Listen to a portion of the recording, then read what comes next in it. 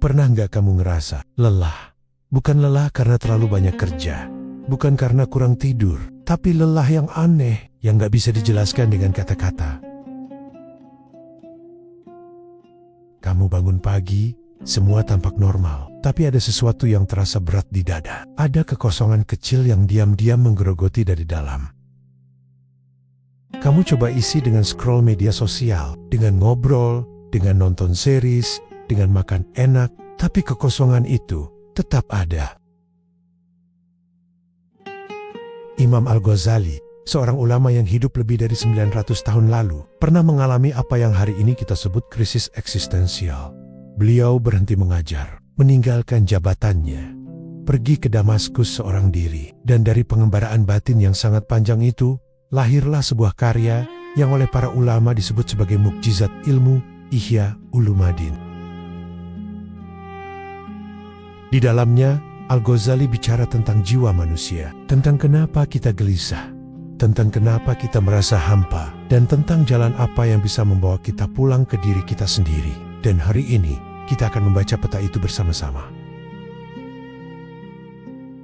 Al-Ghazali mengajarkan bahwa jiwa manusia itu bukan satu lapis. Ia berlapis, seperti bawang atau seperti sumur yang sangat dalam. Kamu harus turun dulu untuk menemukan airnya.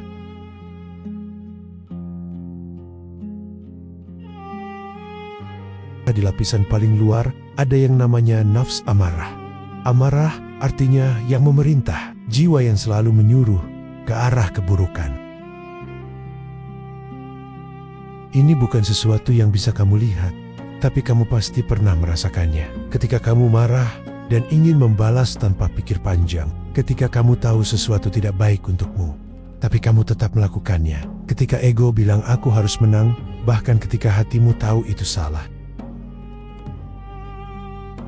Sungguh, nafsu itu selalu memerintah kepada kejahatan, kecuali siapa yang diberi rahmat oleh Tuhanku.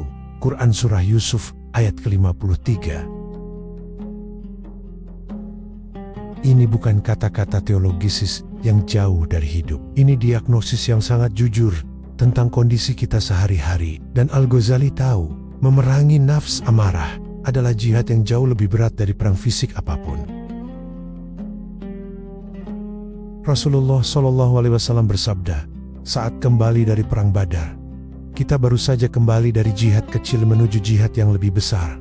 Para sahabat bertanya, apa jihad yang lebih besar itu? Beliau menjawab, jihad melawan nafsu diri. Hadis riwayat Al-Baihaqi.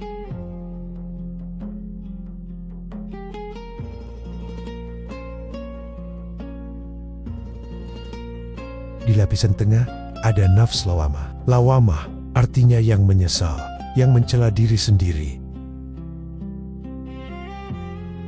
Ini adalah suara hati nurani yang masih hidup. Kamu berbuat salah, dan ada sesuatu di dalam dirimu yang tidak diam, yang terus bertanya, kenapa aku melakukan itu?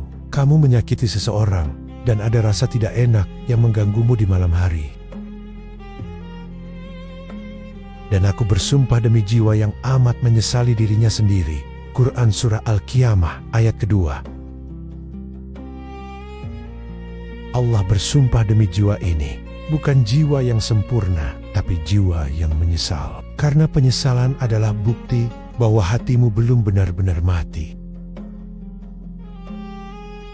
Rasulullah SAW bahkan mengajarkan bahwa an-nadamu taubah, penyesalan itu adalah tobat. Hadis riwayat Ahmad dan Ibnu Majah. Dalam psikologi modern, ini mirip dengan apa yang disebut metakognisi, kemampuan untuk mengamati diri sendiri dari luar. Kesadaran bahwa ada sesuatu yang salah. Al-Ghazali sudah menulis ini jauh sebelum psikologi modern punya nama untuk fenomena tersebut.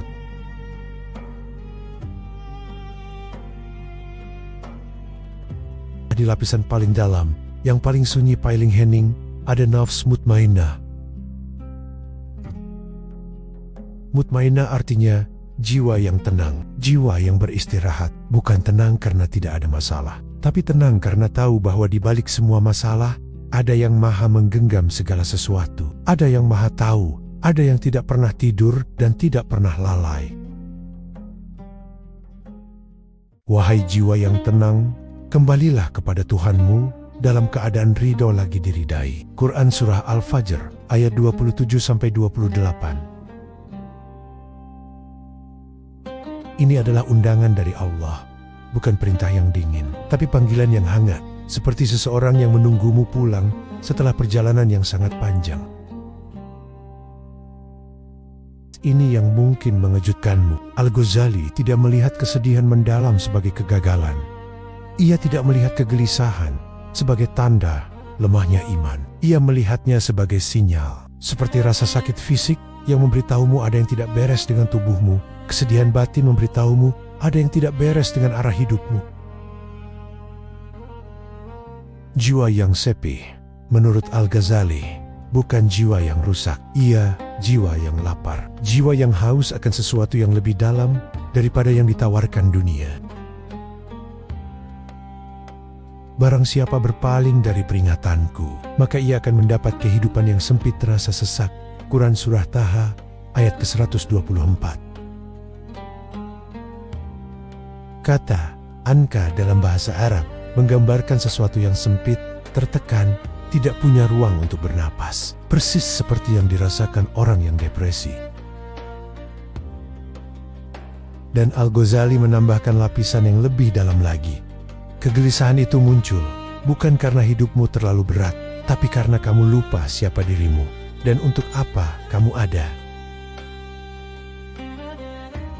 Ingat Nabi Yunus. Di dalam perut ikan, di kedalaman laut, dalam kegelapan berlapis-lapis, beliau tidak berdiam diri. Beliau berseru, "Tidak ada Tuhan selain Engkau. Maha suci Engkau. Sesungguhnya aku termasuk orang-orang yang zalim." Quran Surah Al-Anbiya ayat ke-87. Dan Allah menjawab, "Maka kami kabulkan doanya dan kami selamatkan ia dari kesedihan." Quran Surah Al-Anbiya ayat ke-88. Model dari ayat ini bukan "jangan sedih", tapi akui kondisimu, kembali kepada Allah, dan biarkan Dia yang membukakan jalan keluar.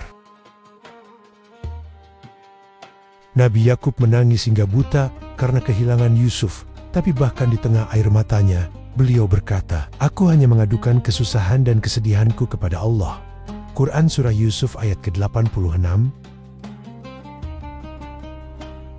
Bukan kepada manusia, bukan kepada media sosial, bukan ke dalam kesendirian yang sunyi, tapi kepada Allah. Dan inilah twistnya, orang yang bisa mengadukan kesedihannya kepada Allah justru adalah orang yang paling kuat, karena ia tahu kepada siapa ia harus pergi. Lalu apa yang dilakukan Al-Ghazali? Setelah semua pemetaan jiwa itu, setelah semua diagnosis yang jujur, apa terapinya? Jawabannya mengejutkan dalam kesederhanaannya, zikir. Bukan terapi seharga jutaan rupiah, bukan retreat eksklusif, bukan filosofi yang butuh gelar doktoral untuk dipahami, tapi pengulangan nama Allah dengan kesadaran penuh sampai qalb, hati yang gelisah itu perlahan menemukan arahnya kembali. Allah bidikrilohi takmainal kulab. Ketahuilah, hanya dengan mengingat Allah hati menjadi tenang. Quran Surah Ar-Ra'd ayat ke-28. Kata Allah di awal ayat ini dalam bahasa Arab adalah partikel penegas. Terjemahan harafiahnya, ingatlah, sesungguhnya, sungguh-sungguh. Allah tidak sedang menyarankan, Allah sedang menegaskan sebuah hukum alam jiwa. Al-Ghazali menjelaskan mekanismenya begini. Qalb, yang dalam bahasa Arab sebenarnya berarti yang berbolak-balik, selalu bergerak antara dua arah, ke dunia luar atau ke Allah. Ketika ia terlalu lama mengarah ke dunia, ke kekhawatiran, ke ekspektasi, ke penilaian orang lain, ia lelah, ia kehabisan, ia gelisah.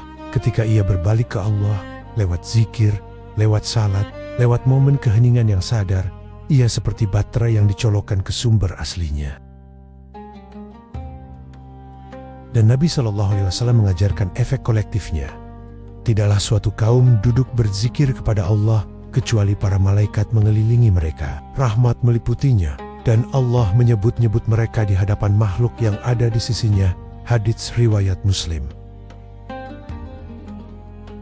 Ibnu Qayyim al-Jauziyah, murid spiritual dari mazhab Al-Ghazali, menuliskan dengan indah, hati memiliki karat seperti besinya cermin. Kilaunya adalah di zikir, dan ia bisa berkarat kembali karena dosa dan lalai.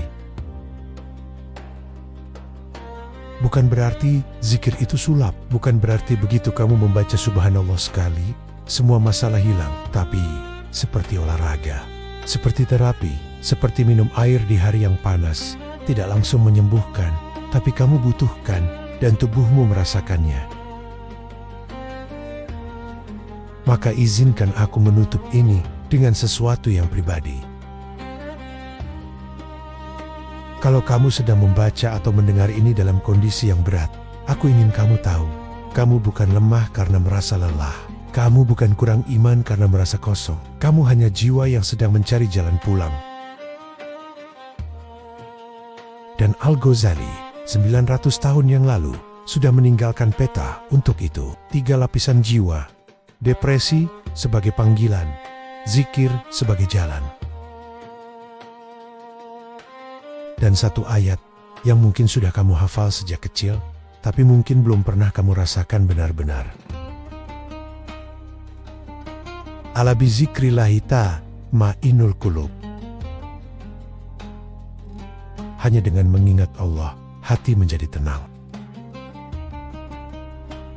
Tidak ada yang lain yang bisa memberimu ketenangan sejenis itu. Tidak dunia, tidak prestasi, tidak validasi, hanya Dia. Semoga hatimu menemukan jalannya pulang, dan semoga zikir yang kamu ucapkan malam ini, sekecil apapun, menjadi cahaya di lorong yang terasa gelap.